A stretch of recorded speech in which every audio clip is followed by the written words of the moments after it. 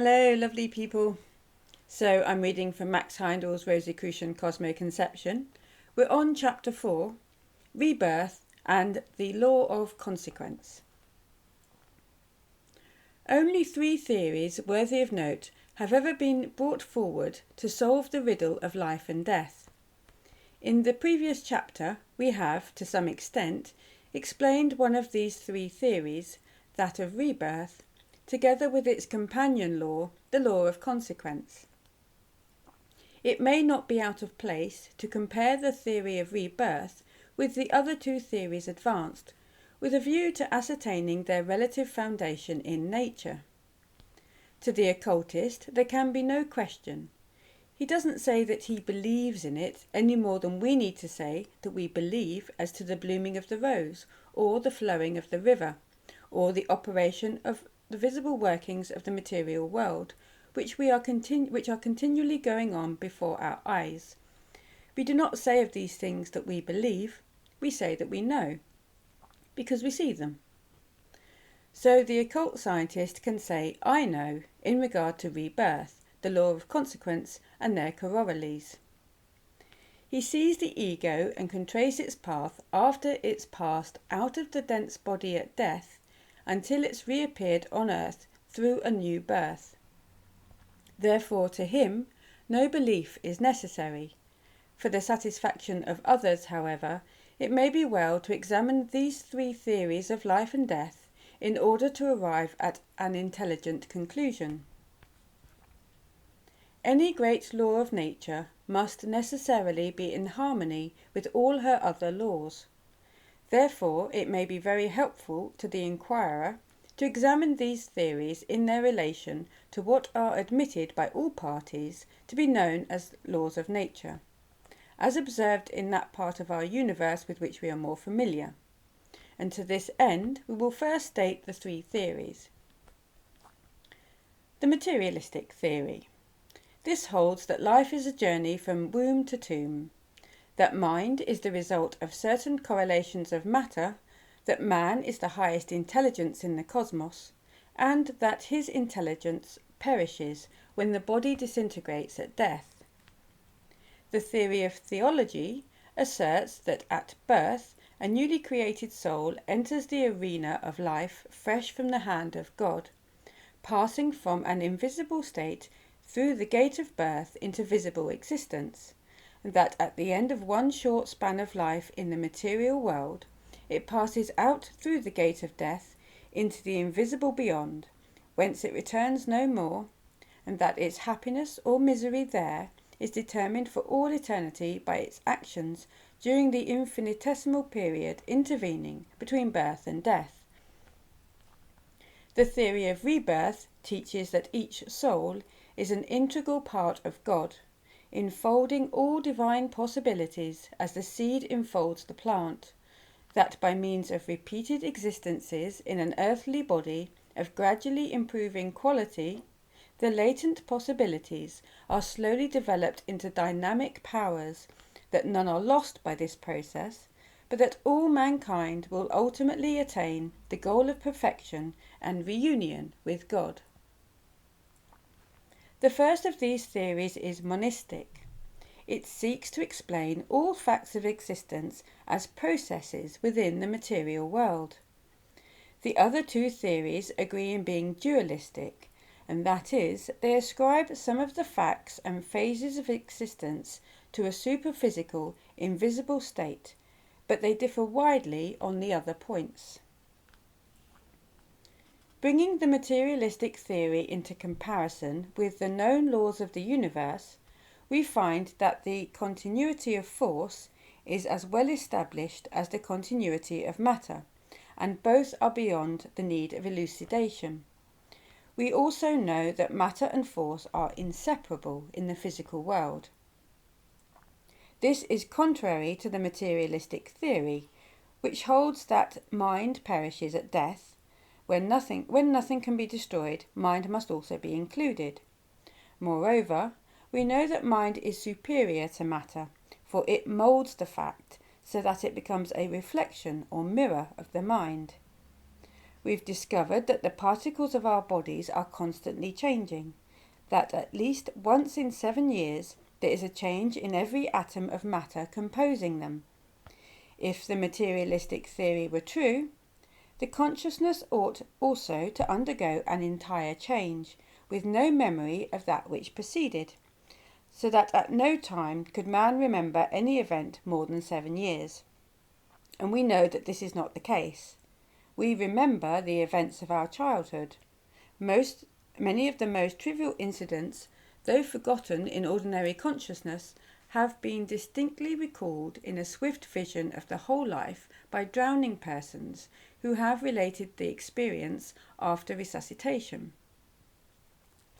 Similar experiences in states of trance are also common. Materialism is unable to account for these phases of sub- and superconsciousness. It ignores them. At the present stage of scientific investigation, where leading scientists have established beyond a doubt the existence of these phenomena, the policy of ignoring them is a serious defect in a theory claiming to solve the greatest problem of life, life itself. We may therefore safely pass from the materialistic theory as being inadequate to solve the mystery of life and death and turn to a consideration of the next theory. One of the greatest objections to the orthodox theological doctrine as it is expounded is its entire and confessed inadequacy. Of the myriads of souls which have been created and have inhabited this globe since the beginning of existence, even if that beginning dates back no further than 6,000 years, the insignificant number of only 144,000 are to be saved. The rest are to be tortured forever and ever. The devil gets the best of it all the time. One cannot help saying with Buddha, if God permits such misery to exist, he cannot be good. And if he's powerless to prevent it, he cannot be God. I do see it slightly differently. Nothing in nature is analogous to such a method of creation in order that destruction may follow. It's represented that God desires all should be saved and is averse to the destruction of any, having for their salvation given his only Son, and yet this glorious plan of salvation fails to save. If a transatlantic liner with 2,000 souls on board sent a wireless message that she was sinking just off Sandy Hook, would it be regarded as a glorious plan of salvation? If a fast motorboat capable of rescuing only 2 or 3 people was sent to her aid? Certainly not. It would be more likely to be denounced as a plan of destruction, if adequate means were not provided for the saving of at least the majority of those in danger. But the theologian's plan of salvation is vastly worse than this, because 2 or 3 of 2,000 is an immensely greater proportion than the orthodox theological plan of saving only 144,000 out of all the myriads of souls created. We may safely reject this theory also as being untrue, because unreasonable. If God were all-wise, he would have evolved a more efficacious plan. So he has, and the above is only the theory of the theologian. The teaching of the Bible is very different, as will appear later. I'll read that sentence again. If God were all-wise, he would have evolved a more efficacious plan, and so he has. And the above is only the theory of the theologian. The teaching of the Bible is very different, as we will see later. We turn now to consider the doctrine of rebirth, which postulates a slow process of development, carrying on with unwavering persistence through repeated embodiments in forms of increasing efficiency, whereby all are, in time, brought to a height of spiritual splendour at present inconceivable to us. There is nothing unreasonable nor difficult to accept in such a theory. As we look about us, we find everywhere in nature this striving for perfection in a slow, persistent manner. We find no sudden process of creation or destruction, such as the theologian postulates, but we do find evolution. Evolution is the history of the progression of the spirit in time. Everywhere as we see about us the varied phenomena in the universe, we realize that the path of evolution is a spiral. Each loop of the spiral is a cycle. Each cycle merges into the next, as the loops of the spiral are continuous, each cycle being the improved product of those preceding it, and the creator of those more developed states which succeed it. A straight line is but the extension of a point. It occupies but one dimension in space. The theory of the materialist and that of the theologian would be analogous to this line. The materialist makes the line of life start at birth, and to be consistent, the death hour must terminate it. The theologian commences his line with the creation of the soul just previous to birth. After death, the soul lives on, its fate irretrievably determined by the deeds of a few short years. There is no coming back to correct mistakes. The line runs straight on, implying a modicum of experience and no elevation for the soul after death. Natural progression does not follow a straight line such as these two theories imply, nor even a circular path, for that would imply a never-ending round of the same experiences and the use of only two dimensions in space. All things move in progressive cycles, and in order to take full advantages of all the opportunities for advancement offered by our three-dimensional universe, it's necessary that the evolving life should take the three-dimensional path, the spiral, which goes ever onward and upward.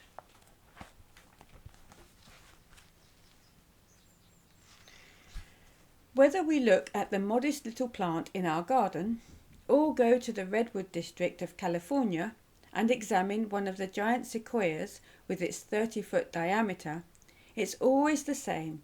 Every branch, twig or leaf will be found growing in either a single or a double spiral, or in opposite pairs, each balancing either, analogous to the ebb and flow, day and night, life and death, and other alternating activities in nature. Examine the vaulted arch of the sky and observe the fiery nebulae of the path of the solar systems. Everywhere the spiral meets the eye. In the spring, the earth discards its white blanket and emerges from its period of rest, its winter sleep. All activities are exerted to bring forth new life everywhere. Time passes. The corn and the grape are ripened and harvested. Again, the busy summer fades into the silence and inactivity of the winter. Again, the snowy coverlet enwraps the earth. But her sleep is not forever. She will wake again to the song of the new spring, which will mark for her a little further progress along the pathway of time. So with the sun. He rises in the morning of each day, but each morning he is further along on his journey through the year. Everywhere the spiral, onward, upward, forever. Is it possible that this law, so universal in all other realms, should be inoperative in the life of man? Shall the earth wake each year from its winter sleep? Shall the tree and the flower live again and man die? It cannot be. The same law that wakes the life in the plant to new growth will wake the human being to new experience, to further progress towards the goal of perfection. Therefore, the theory of rebirth, which teaches repeated embodiment in gradually improving vehicles, is in perfect accord with evolution and the phenomena of nature, which the two other theories are not.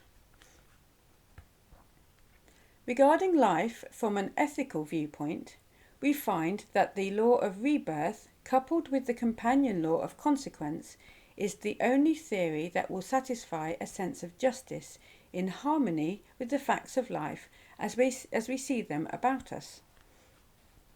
It's not easy for the logical mind to understand how a just and loving God can require the same virtues from the myriads whom he has been pleased to place in different circumstances, according to no apparent rule or system, but willy-nilly, according to his own capricious mood.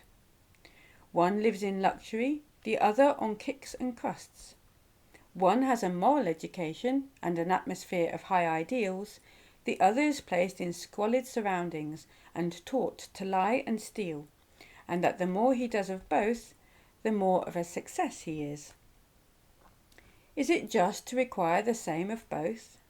Is it right to reward one for living a good life when he was placed in an environment that made it extremely difficult for him to go astray, or to punish the other, who was handicapped to such an extent that he never had any idea of what constitutes true morality? Surely not.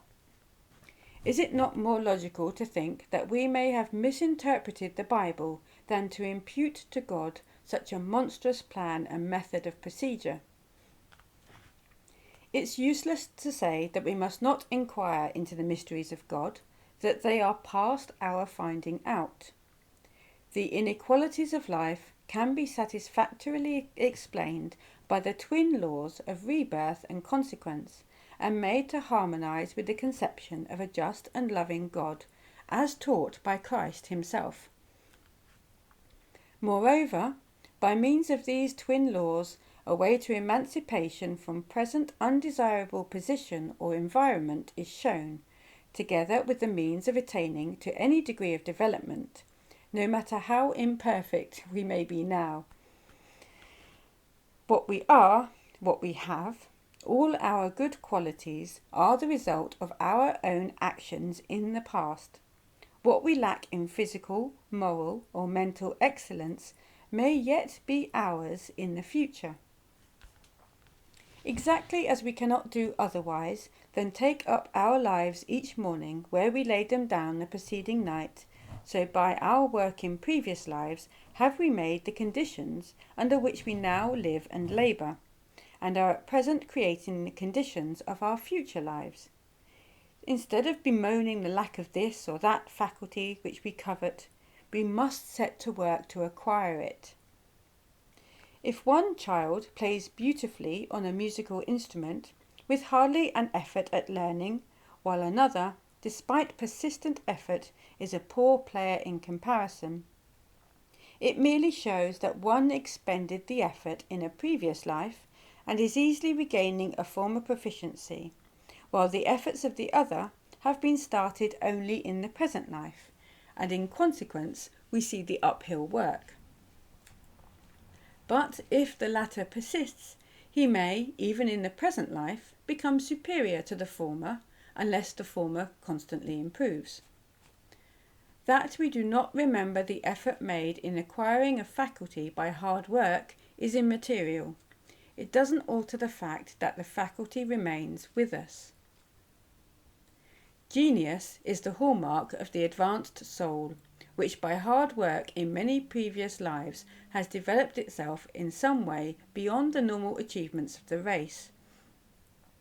It reveals a glimpse of the degree of attainment which will be the common possession of the coming race. It cannot be accounted for by heredity, which applies only in part to the dense body, and not to the qualities of the soul. If genius could be accounted for by heredity, why is there not a long line of mechanical ancestry previous to Thomas Edison, each more capable than his predecessor? Why does not genius propagate itself? Why is not Siegfried the son greater than Richard Wagner the father? Wagner. In cases where the expression of genius depends upon the possession of specially constructed organs requiring ages of development, the ego naturally is reborn in a family, the egos of which have, for generations, laboured to build a similar organism. That's why 29 musicians of more or less genius were born in the Bach family during a period of 250 years. That genius is an expression of the soul, and not of the body. is shown by the fact that it did not gradually improve and reach efflorescence in the person of Johann Sebastian Bach, but that the proficiency, which reached its highest expression in him, towered high above ancestors and descendants alike. The body is simply an instrument, the work it yields being dependent upon the ego which guides it, as the quality of the melody is dependent upon the musician's skill, aided by the timbre of the instrument. A good musician cannot fully express himself on a poor instrument, and even upon the same instrument, all musicians do not and cannot play alike. Because an ego seeks rebirth as the son of a great musician, it doesn't necessarily follow that he must be a still greater genius, as would be the case if the physical heredity were a fact and genius were not a soul quality. The law of attraction accounts in quite as satisfactory a manner for the facts we ascribe to heredity. We know that people of like tastes will seek another. If we know that a friend is in a certain city, but are ignorant of his address, we will naturally be governed by the law of association in our efforts to find him. If he's a musician, he will most likely be found where musicians are wont to assemble. If he is a student, inquiry will be made at public libraries, reading rooms and bookstores. Or, if he is a sporting man, we would seek him at racetracks, pool rooms or saloons. It's not probable that the musician or the student would frequent the latter places, and it's safe to say that our search for the sporting man would not be successful if we sought him in a library or at a classical concert. Similarly, the ego ordinarily gravitates to the most congenial associations. It's constrained to do so by one of the twin forces of the desire world, the force of attraction. The objection may be urged that there are people of entirely opposite tastes, or bitter enemies even, in the same family, and if the law of association governed, why should they be attracted thereto? If the law of association governed, why should they be attracted thereto? The explanation of such cases is that during the ego's earth lives, many relations have been established with various people. These relations were pleasant or otherwise, involving on one hand obligations which were not liquidated at the time, or on the other involving the infliction of an injury and a feeling of very strong hate between the injured and his enemy. The law of consequence requires an exact adjustment of the score. Death does not pay at all, any more than moving to another city will liquidate a monetary debt. The time comes when the two enemies will meet again. The old hate has brought them together in the same family, because it's the purpose of God that all shall love one another. Therefore hate must be transformed into love, and though perchance they may spend many lives fighting it out, they will at some time learn the lesson and become friends and mutual benefactors instead of enemies. In such cases, the interest these friends and mutual benefactors In such cases, the interest these people had in one another set in action the force of attraction, and that brought them together. Had they simply been mutually indifferent, they could not have become associated. Thus do the twin laws of rebirth and consequence solve in a rational manner all the problems incident to human life as man steadily advances towards the next stage in evolution, the Superman. The trend of humanity's progress is onward and upward, forever, says this theory, not as some people think, who have confounded the doctrine of rebirth with the foolish teaching of some Indian tribes who believe that man is reborn in animals or plants. That would be retrogression. No authority for this doctrine of retrogression can be found in nature or in the sacred books of any religion. In one, and only one, of the religious writings of India is it touched upon. In the Kathopanishad, chapter 5, verse 9, it stated that some men, according to their deeds, go into the womb and others into their sthanu. Sthanu is a Sanskrit word which means motionless, but it also means a pillar, and has thus been interpreted to mean that some men, because of their sins, go back to the motionless plant kingdom. Reminds me of Lot's wife. Spirits incarnate only to gain experience, to conquer the world, to overcome the lower self and attain self-mastery. When we realise this, we shall understand that there comes a time when there is no further need for incarnation, because the lessons have all been learned. The teaching of the Kathopanishad indicates that instead of remaining tied to the wheel of birth and death, man will at some time go into the motionless state of nirvana. In the book of Revelation, we find these words. Maybe it means words. Him that overcometh will I make a pillar in the temple of my God, and he shall go out no more. Referring to the entire liberation from concrete existence. Nowhere is there any authority for the doctrine of the transmigration of souls.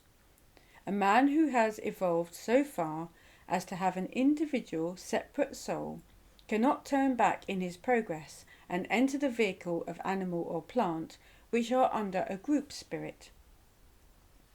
The individual spirit is a higher evolution than the group spirit, and the lesser cannot obtain the greater. Oliver Wendell Holmes, in his beautiful poem, The Chambered Nautilus, has embodied this idea of constant progression in gradually improving vehicles and finally liberation. The Nautilus builds its spiral shell in chambered sections, constantly leaving the smaller ones, which it has outgrown, for the one last built. This is one of my favourite poems. Year after year beheld the silent toil that spread his lustrous coil. Still as the spiral grew, he left the past year's dwelling for the new, stole with soft step its shining archway through, built up its idle door, stretched in his last found home, and knew the old no more. Thanks for the heavenly message brought by thee, child of the wandering sea, cast from her lap forlorn. From thy dead lips a clearer note is born than ever Triton blew from wreathed horn, while on mine ear it rings. Through the deep caves of thought I hear a voice that sings. Build thee more stately mansions, O my soul, as the swift seasons roll. Leave thy low vaulted past, let each new temple, nobler than the last, shut thee from heaven with a dome more vast, till thou at length art free, leaving thine outgrown shell by life's unresting sea. Gives me goosebumps, that. The necessity previously referred to of obtaining an organism of a specific nature brings to mind an interesting phase of the twin laws of rebirth and consequence. These laws are connected with the motion of the cosmic bodies, the sun, the planets, and the signs of the zodiac. All move in harmony with these laws, guided in their orbits by their indwelling spiritual intelligences, the planetary spirits.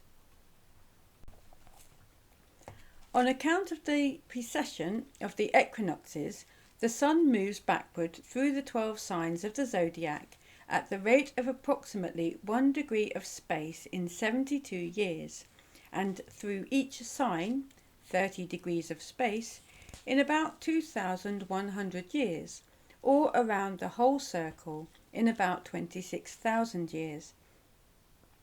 This is due to the fact that the Earth does not spin upon a stationary axis. Its axis has a slow, swinging motion of its own, just like the wobble of a spinning top that has almost spent its force, so that it describes a circle in space, and thus one star after another becomes pole star.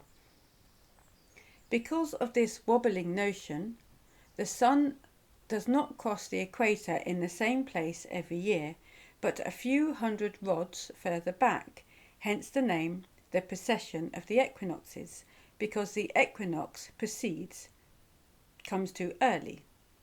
All happenings on the earth in connection with the other cosmic bodies and their inhabitants are connected with this and other cosmic movements. So are also the laws of rebirth and consequence. As the Sun passes through the different signs in the course of the year, the climatic and other changes affect man and his activities in different ways. Similarly, the passage of the Sun by the precession of the equinoxes through the 12 signs of the zodiac, which is called a world year, brings about the conditions of the earth of a far greater variety. It's necessary to the growth of the soul that it should experience them all. In fact, as we have seen, the man himself makes these conditions while in the heaven world between births. Therefore, every ego is born twice during the time the Sun is passing through one sign of the zodiac, and as the soul itself is necessarily double-sexed, in order to obtain all experiences, it's reborn alternately in a male and female body.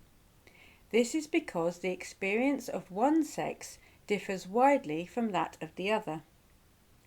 At the same time, the outside conditions are not greatly altered in 1,000 years, and therefore permit the entity to receive experience in the same identical environment from the standpoint of both man and woman.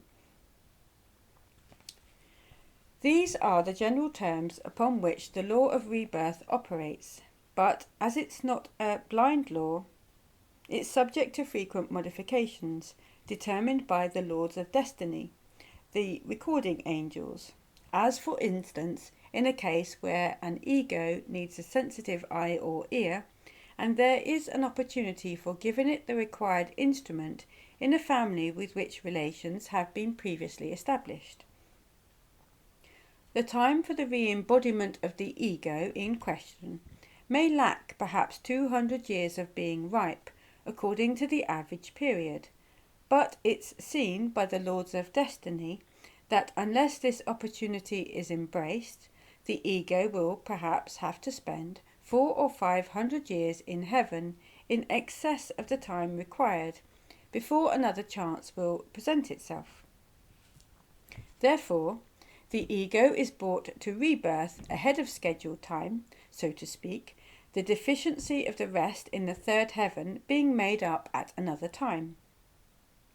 So we see that not only do the departed work on us from the heaven world, but we also work on them, attracting or repelling them. A favourable opportunity for procuring a suitable instrument may attract an ego to rebirth. Had no instrument been available, he would have been kept longer in heaven and the surplus time deducted from his succeeding heaven lives. The law of consequence also works in harmony with the stars, so that a man is born at the time when the positions of the bodies in the solar system will give the conditions necessary to his experience and advancement in the school of life. That's why astrology is an absolute true science, though even the best astrologer may misinterpret it, because, like all other human beings, he is fallible. The stars show accurately the time in a man's life when the debt which the lords of destiny have selected for payment is due, and to evade it is beyond the power of man. Yes, they show the very day, although we are not always able to read them correctly. Perhaps the most striking instance known to the writer of this inability to escape what is written in the stars, though perfectly cognizant of it, occurred in Los Angeles, California in 1906. Some instruments in astrology were given to Mr. L, a well-known lecturer.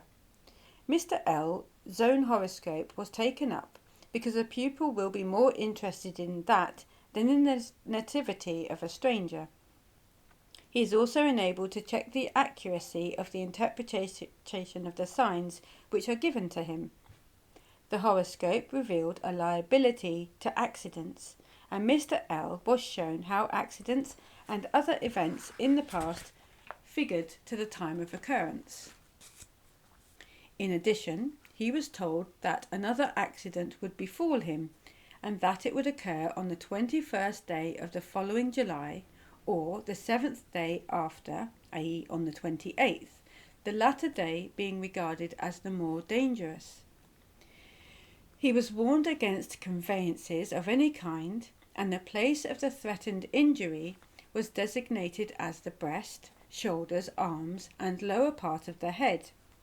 He was thoroughly convinced of the danger and promised to remain at home on that day. The writer went north to Seattle, and a few days before the critical time wrote to Mr. L and again warned him. Mr. L answered that he remembered the warning and would act accordingly.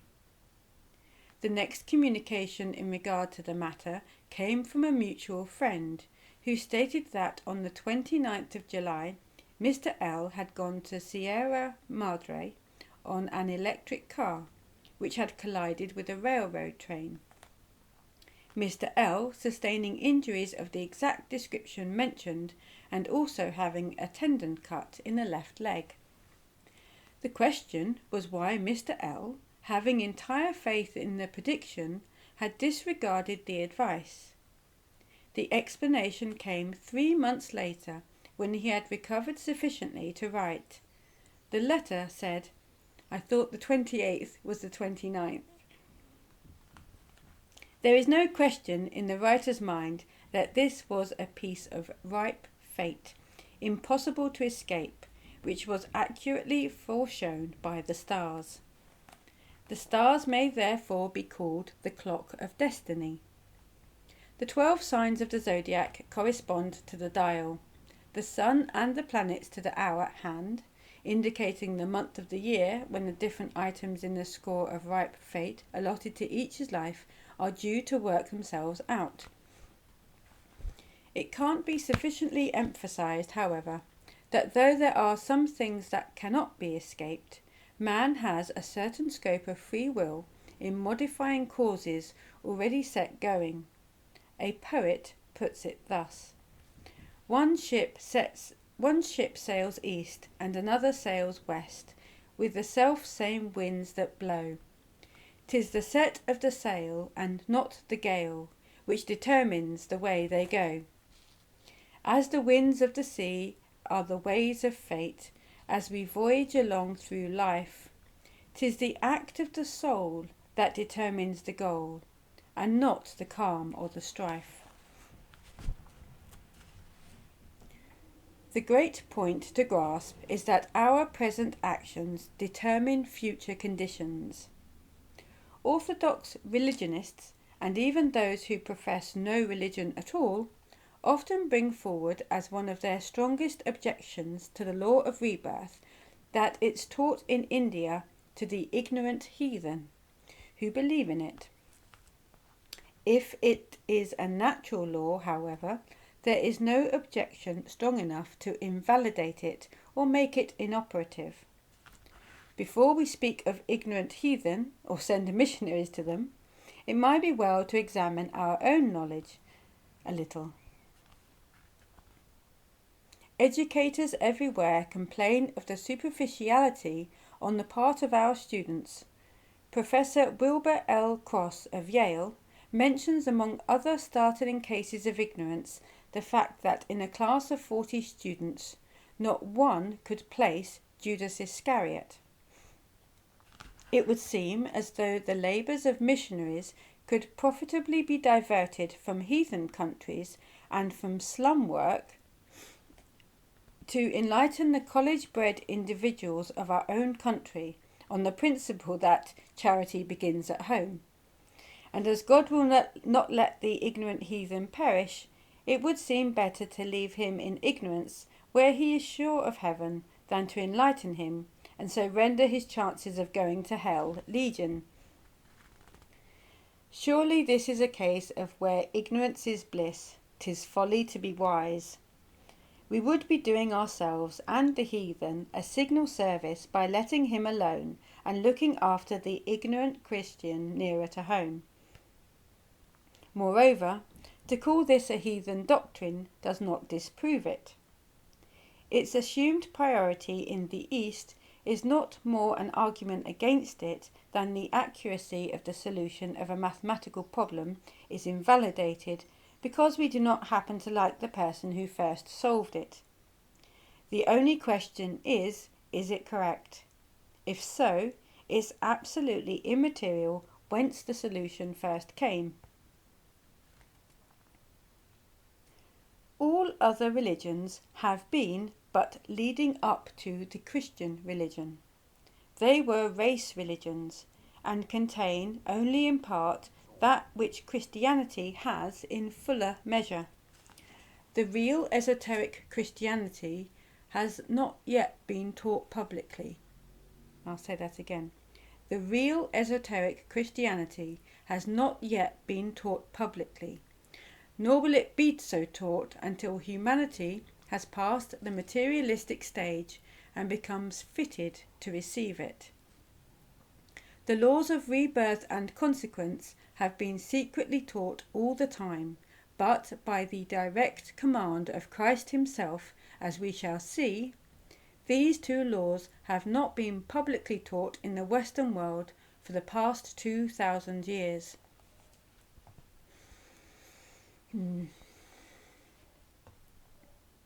Wine as a factor in evolution. To understand the reason for this omission and the means employed to obscure these teachings, we must go back to the beginning of man's history and see how, for his good, he has been led by the great teacher of humanity. In the teaching of occult science, the stages of development on the earth are divided into periods called epochs. There have been 4 of these epochs, which are designated as follows respectively: the Polarian, the Hyperborean, the Lemurian, the Atlantean. The present epoch is called the Orion epoch. In the first or Polarian epoch, what is now humanity had only a dense body, as the minerals have now, hence he was mineral-like. In the second or Hyperborean epoch, a vital body was added, and man in the making possesses a body constituted as are those of plants. He was not a plant, but he was plant-like. In the third or Lemurian epoch, he obtained his desire body and became constituted like the animal and animal man. In the fourth or Atlantean epoch, mind was unfolded, and now, so far as his principles are concerned, he steps upon the stage of physical life as man. In the present, the fifth or Orion epoch, man will in some degree unfold the third or lowest aspect of his threefold spirit, the ego. The student is requested to strongly impress upon his mind the emphatic statement that in the process of evolution, up to the time when man gained self-consciousness, absolutely nothing was left to chance. After self-consciousness, there is a certain scope for the exercise of man's own individual will to enable him to unfold his divine spiritual powers. The great leaders of mankind take everything into consideration, the food of man included. This has a great deal to do with his development. Tell me what you eat, and I will tell you what you are, is not a far-fetched idea, but a great truth in nature. The man of the first epoch was ethereal. That does not contradict the statement that he was mineral-like, for all gases are mineral. The earth was still soft, not yet having solidified. In the Bible, man is called Adam, and it said that he was made of earth. Cain is described as an agriculturalist. He symbolizes the man of the second epoch. He had a vital body like the plants which sustained him. In the third epoch, food was obtained from living animals to supplement the former plant food. Milk was the means used for evolving the desire body, which made the mankind of that time animal-like. This is what is meant by the Bible statement that Abel was a shepherd.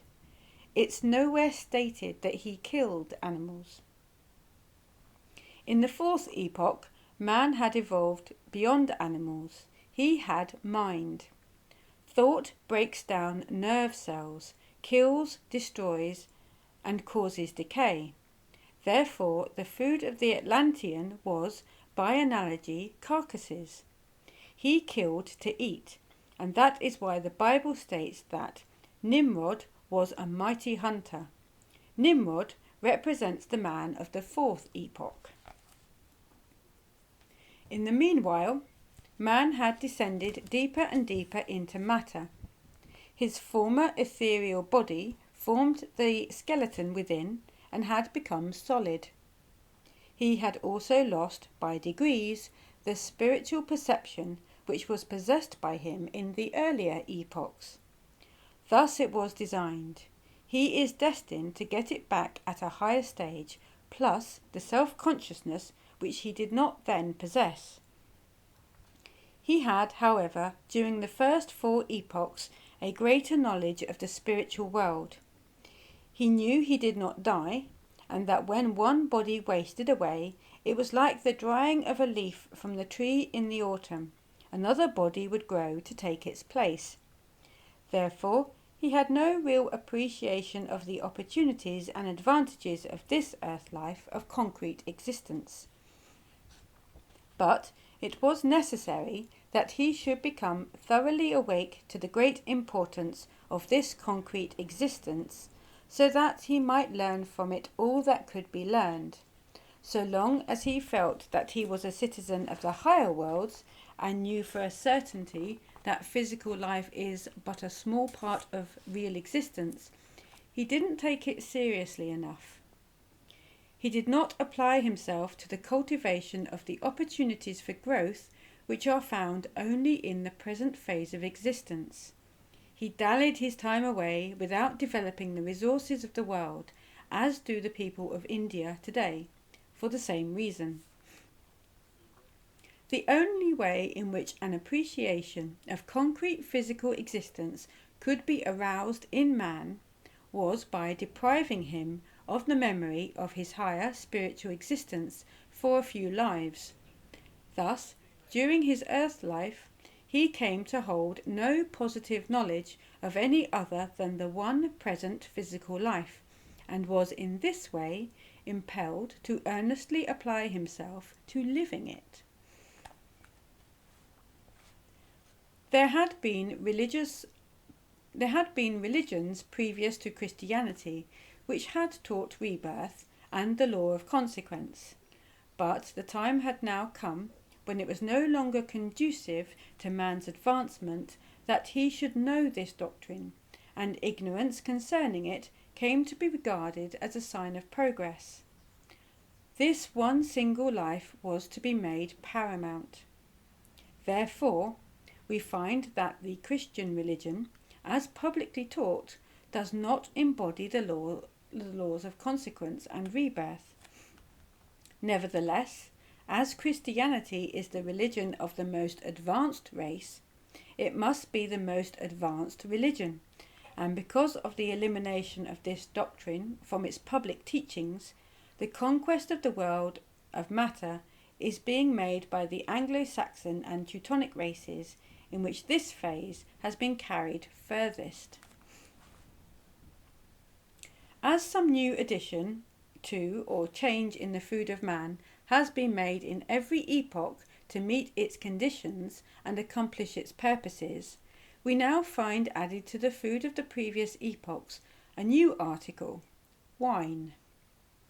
It was needed on account of its benumbing effect upon the spiritual principle in man, because no religion in and of itself could have made man forget his nature as a spirit and have caused him to think of himself as a worm of the dust, or made him believe that we walk with the same force with which we think. Indeed, it was never intended that he should go so far as that. Hitherto, only water had been used as a drink, and in the ceremonies of the temple service, but after the submergence of Atlantis, a continent which once existed between Europe and America, where the Atlantic Ocean now lies, those who escaped destruction began to cultivate the vine and make wine, as we find narrated in the Bible story of Noah. Noah symbolises the remnant of the Atlantean epoch, which became the nucleus of the fifth race, therefore our progenitors. The active principle of alcohol is a spirit, and as the humanity of the earlier epochs used the articles of food best suited to their vehicles, so this spirit was, in the fifth epoch, added to the foods previously used by evolving humanity. It acts upon the spirit of the fifth epoch man, temporarily paralysing it, that it may know, esteem and conquer the physical world and value it at its proper worth. Thus man forgets for the time being his spiritual home, clinging to this form of existence which he has previously despised with all the tenacity born of a feeling that this is all there is, or at least preferring the certainty of this world to taking chances on a heaven which in his present muddled state he doesn't understand. Water had been used in the temples, but now this is altered. Bacchus, a god of wine, appears, and under his sway the most advanced nations forget that there is a higher life. None who offer tribute to the counterfeit spirit of wine or any alcoholic liquor, the product of fermentation and decay, can ever know anything of the higher self, the true spirit, which is the very source of life. All this was preparatory to the coming of Christ, and it's of the highest significance that his first act was to change water into wine. In private, he taught rebirth to his disciples. He not only taught them in words, but he took them into the mountain. This is a mystic term, meaning a place of initiation. In the course of initiation, they see for themselves that rebirth is a fact, for there Elijah appeared before them, who they are told is also John the Baptist. Christ, in unequivocal terms, had previously told them when speaking of John the Baptist, "This is Elijah, who was for to come." He reiterates this at the transfiguration scene, saying, "Elijah has come already, and they knew him not, but have done to him whatsoever they liked." And following this, it said that they understood he spoke of John the Baptist. On this occasion, and also at the time when rebirth was discussed between him and the disciples, they told him that some thought he was Elijah, and others that he was one of the prophets who had been reborn. He commanded them to tell no man. This was to be, for thousands of years, an esoteric teaching, to be known only among the few pioneers who fitted themselves for the knowledge, pushing ahead to the stage of development when these truths will be again known to man. That Christ taught rebirth and also the law of consequence is perhaps shown in not other place. That sentence is not very well clear. That Christ taught rebirth and also the law of consequence is perhaps shown in not any other place as clearly as in the case of the man who had been born blind, where his disciples asked, "Who did sin, this man or his parents, that he was born blind?" Had Christ not taught rebirth and the law of consequence, the natural answer would have been nonsense. How could a man have sinned before he was born, and have brought blindness upon himself as a result? But Christ does not answer in that way. He is not surprised at the question, nor does he treat it as being at all unusual, showing that it was quite in harmony with his teachings. He explains, "Neither hath this man sinned, nor his parents, but that the works of God should be made manifest in him."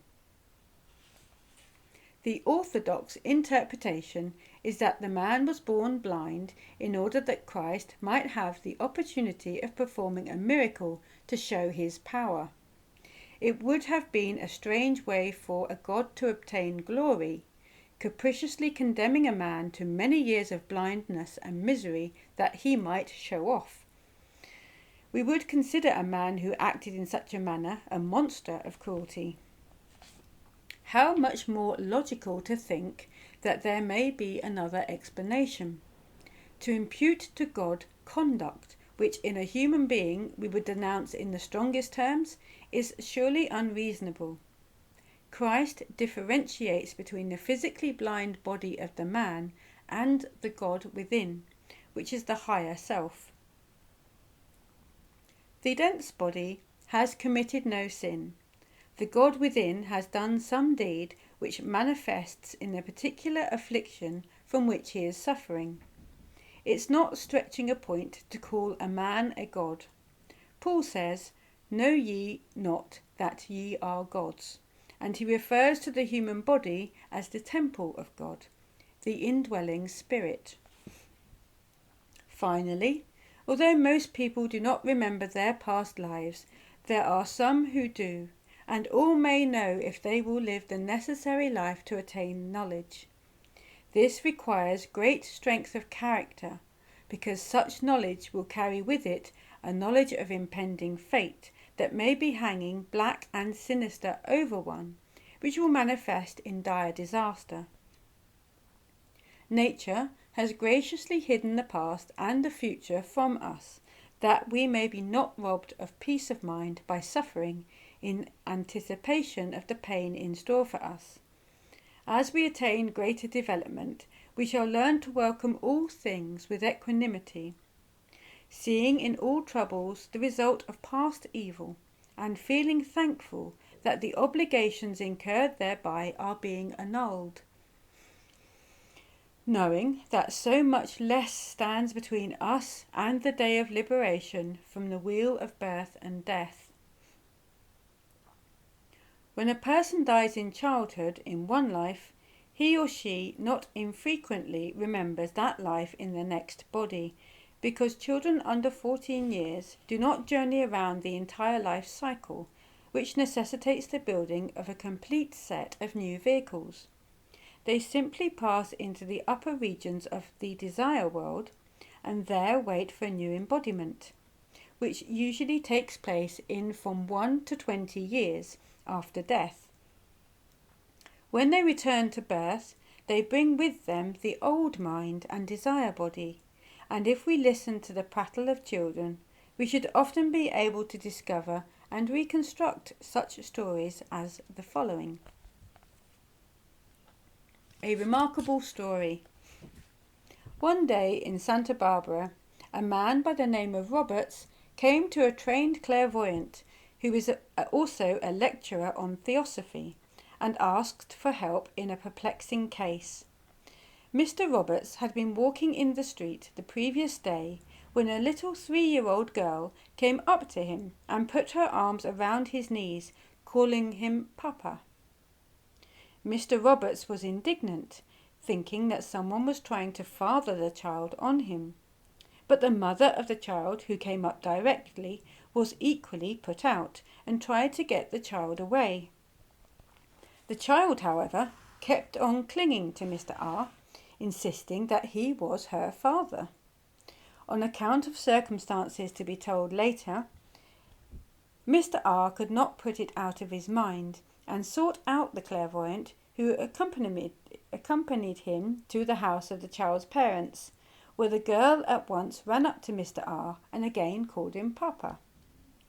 The clairvoyant, whom I'll call X, first took the child over to the window to note whether the iris of the eye would expand and contract when he turned her to and from the light, in order to see whether another entity than the rightful owner was in possession of the child's body. For the eye is the window of the soul, and no obsessing entity can secure control of that part. Mr. X found, however, that the child was normal, and next proceeded to question the little one carefully. After patient work, carried on intermittently during the afternoon, so as not to tire the child, this is the story she told. She had lived with her papa, Mr. Roberts, and another mamma in a house that stood all alone where no other house could be seen.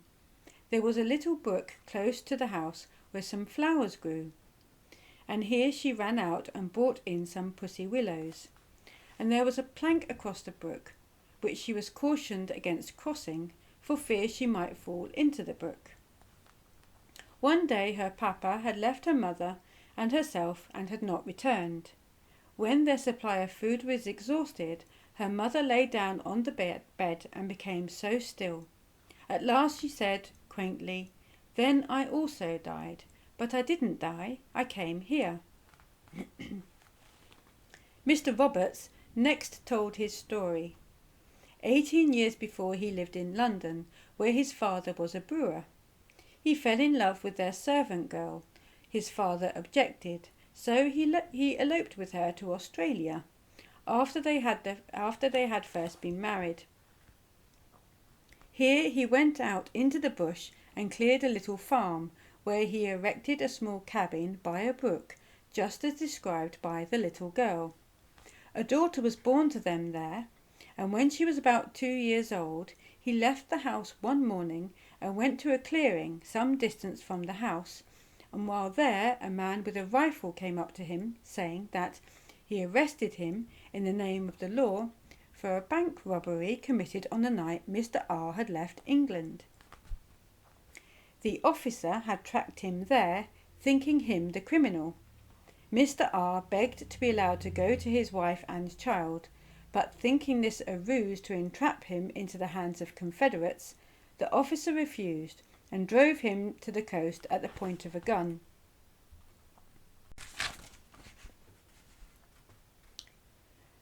He was taken to England and tried, and his innocence proven.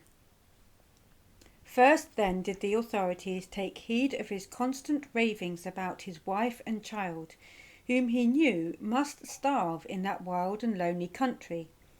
An expedition was sent out to the cabin, where it was found that only the skeletons of the wife and child remained.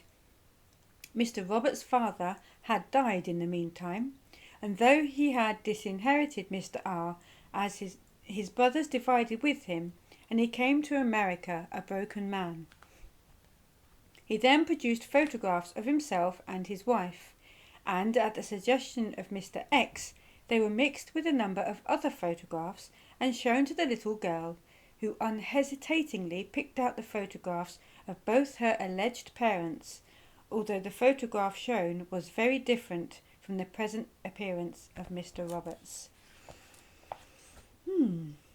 Okay, some very interesting material in that chapter. So that concludes chapter 4 of Heindel's Rosicrucian Cosmo Conception, and I shall see you at chapter 5.